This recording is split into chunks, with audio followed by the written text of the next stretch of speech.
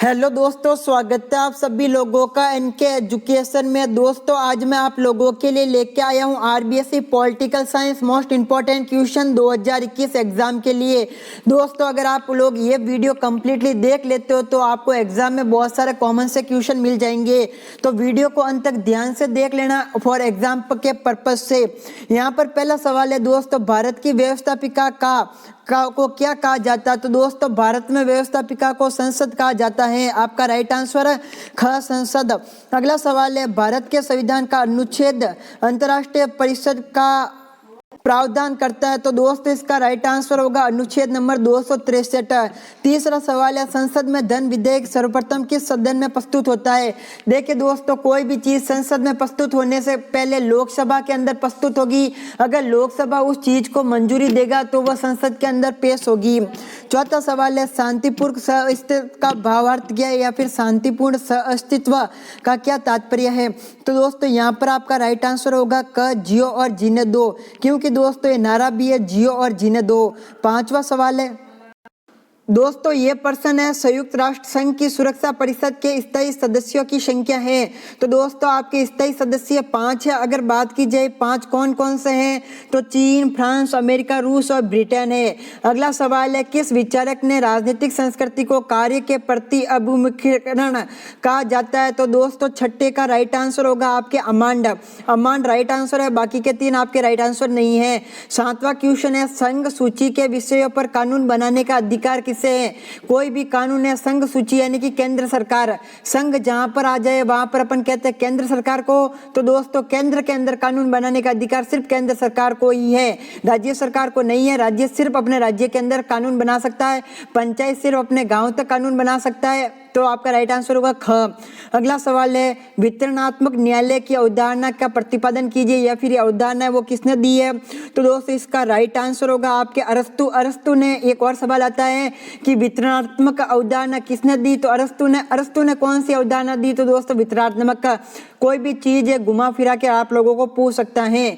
अगला सवाल है, विश्नोई समाज के पर्यावरण संरक्षण के लिए बलिदान किस घटना पर हुई थी?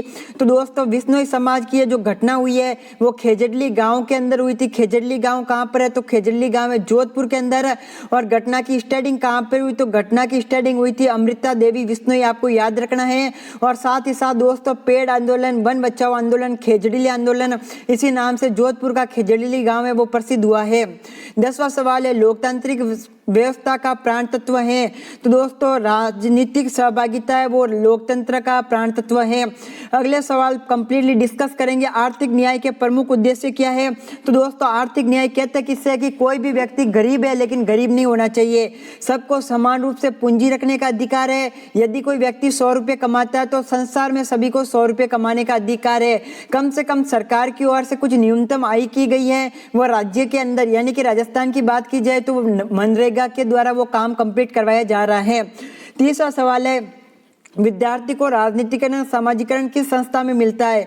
देखिए दोस्तों विद्यार्थी की प्रथम पाठशाला है वो परिवार होती है। तो यहाँ पर आपको क्या पूछ रहा है? विद्यार्थी की राजनीति पूछ रहा है। या तो विद्यार्थी जो भी सीखेगा वो तो या तो स्कूल से सीखेगा जिससे आप शिक्षण संस्थान कह सकते हो। दूसरा, विद्यार्थी को सिखाने में सबसे अहम रोल होता है उसके परिवार का होता है, तो आप यहाँ पर दूसरा रोल है वो परिवार का कर सकते हो। तीसरा रोल है आसपास के समाज का, क्योंकि दोस्तों जिसके पास रहेगा उसका उतना लक्षण है वो दिखाई देगा। फॉर एग्जाम्पल अगर कोई भी चौथा सवाल है, जनसंचार के 3 माध्यम बताइए? तो दोस्तों सबसे पहला जनसंचार का रेडियो, दूसरा है टेलीविजन, तीसरा है अखबार। चौथा सवाल आप लोगों के लिए है, हजीरे राजनीतिक विज्ञान की शक्ति का विज्ञान कौन सा विद्वान मानता है?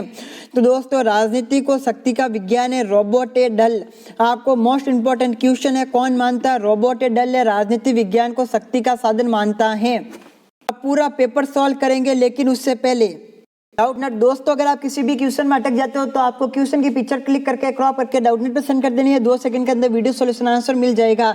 फिर चाहे क्वेश्चन आपका होमवर्क का हो, सीबीएसई बोर्ड का हो, यूपी, बिहार, महाराष्ट्र, राजस्थान, एमपी, अन्य किसी भी बोर्ड का हो, class 6 to 12 ITI, JEE mains and advance तक के क्वेश्चन का सॉल्यूशन आपको फिजिक्स, केमिस्ट्री, बायोलॉजी, मैथमेटिक्स की सारी बुक का वीडियो सॉल्यूशन के साथ मिल जाएगी। क्लास 9 से लेकर 12th वालों के लिए चली जा रही है डाउटनेट पर हिंदी और इंग्लिश दोनों मीडियम में लाइव क्लास, यानी पूरी पढ़ाई होगी डाउटनेट ऐप पर। 3 करोड़ से ज्यादा विद्यार्थियों का विषय डाउटनेट ऐप आज ही डाउनलोड करें। 8वां सवाल है, भारत के संविधान को बनने में कितना समय लगा। 7वां सवाल है तो दोस्तों 2 वर्ष 11 माह 18 दिन। वापस याद करवा देता हूं कि भारत के संविधान को बनने के लिए 2 वर्ष 11 माह 18 दिन का समय लगा। यहाँ तक आप लोगों के लिए क्लियर। 8वां सवाल कह रहा, संविधान में किस संशोधन के बाद संपत्ति के अधिकार को मौलिक अधिकार की सूची से हटाया गया। तो देखिए दोस्तों, मौलिक अधिकार अलग होते हैं, उनके बारे में मैं आपको नेक्स्ट वीडियो के अंदर डिटेल से बता दूंगा। लेकिन अपन बात कर रहे हैं कौन सा संशोधन है, तो दोस्तों 44वां संविधान संशोधन है। 9वीं से लेके 11वीं तक क्वेश्चन है, बिल्कुल बच्चों वाला क्वेश्चन है, छोटे से लेके बड़े बच्चा तक आराम से कर पाएगा। पहला सवाल है, 9वां सवाल क्या कह रहा है कि राष्ट्रपति राज्यसभा में खाली जगह सदस्य मनोनीत करता है। तो दोस्तों टोटल राष्ट्रपति है वो राज्यसभा में टोटल 12 सदस्य तक मनोनीत कर सकता है, वो भी बिना किसी चुनाव के। 10वां सवाल है, अंतर्राष्ट्रीय न्यायालय का मुख्यालय निम्न में से कहाँ स्थित है। तो दोस्तों अंतर्राष्ट्रीय न्यायालय का मुख्यालय की बात की जाए तो दोस्तों हेग नीदरलैंड, याद रख लेना, हेग प्लस नीदरलैंड। ठीक है, अगला है, बांग्लादेश को खाली जगह में स्वतंत्रता मिली। तो दोस्तों मैंने आपको पढ़ा दिया था कि 1971 के अंदर बांग्लादेश आजाद हुआ था, तो आपकी ये सारी की सारी बातें वो क्लियर हो गई। बाकी के क्वेश्चन मैं आपको नेक्स्ट वीडियो के अंदर बता दूंगा। तब तक आप हमारे चैनल को सब्सक्राइब करके नोटिफिकेशन बेल जरूर प्रेस करें।